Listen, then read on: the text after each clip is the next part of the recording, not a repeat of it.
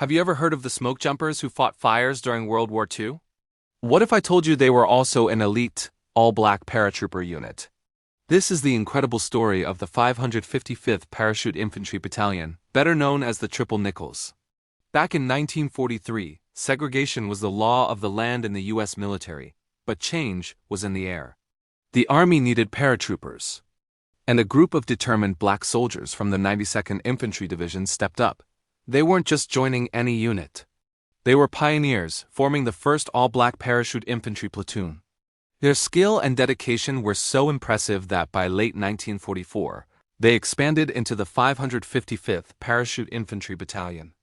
These men trained hard, just like their white counterparts at Fort Benning, Georgia. They earned their silver jump wings, proving they had the courage and skill to leap from planes into the unknown. They were ready for combat, eager to fight for their country in Europe. But their orders never came. The war in Europe was winding down, and the top brass was hesitant to send an all-black airborne unit into combat. It was a bitter disappointment. But a new secret mission was about to be dropped in their laps, one that no one saw coming. It was called Operation Firefly. At the time, Japan was launching a strange and silent attack on the American mainland. They were releasing thousands of high-altitude balloons carrying incendiary and anti-personnel bombs.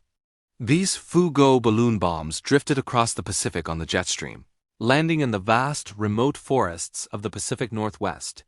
The goal was to start massive forest fires, cause panic, and divert American resources. The government kept this threat under tight wraps to avoid public hysteria. But they needed a highly skilled, mobile unit to parachute into rugged, inaccessible terrain, find these bombs, and fight the fires they started. Who was perfectly trained for such a dangerous job? The Triple Nickles. So, the 555th was quietly relocated to Pendleton, Oregon. They traded their combat gear for firefighter tools and became the military's first smoke jumpers. Their missions were incredibly dangerous. They would jump into blazing forests, often with little information about the terrain below. They not only had to battle raging wildfires, but also had to carefully defuse unexploded Japanese bombs. Imagine parachuting into a wall of smoke and flame, miles from any help. The men of the 555th faced this reality head-on. Over the summer of 1945, they completed 36 fire missions and made over 1,200 individual jumps. They fought fires across Oregon, Washington, California, and Montana. Sadly, the mission wasn't without loss. One member, Malvin L. Brown, died after a fall during a jump, becoming the first U.S. Forest Service smoke jumper to die in the line of duty.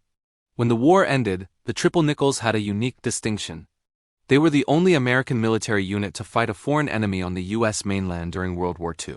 Their story was largely forgotten for decades, a secret mission that stayed secret. But their legacy is profound. After the war, in 1947, the 555th was assigned to the 82nd Airborne Division. Their integration was a crucial step toward the desegregation of the entire U.S. military, which President Truman ordered the following year. The Triple Nickles weren't just soldiers or firefighters. They were trailblazers who broke down racial barriers and proved that courage knows no color. They fought fires at home when they couldn't fight the enemy abroad, serving with honor and distinction in the face of incredible challenges. Their story is a powerful reminder of the unsung heroes who shaped American history. Thanks for watching. If you found this story as inspiring as I did, make sure to like, subscribe, and hit that notification bell for more hidden histories. See you next time.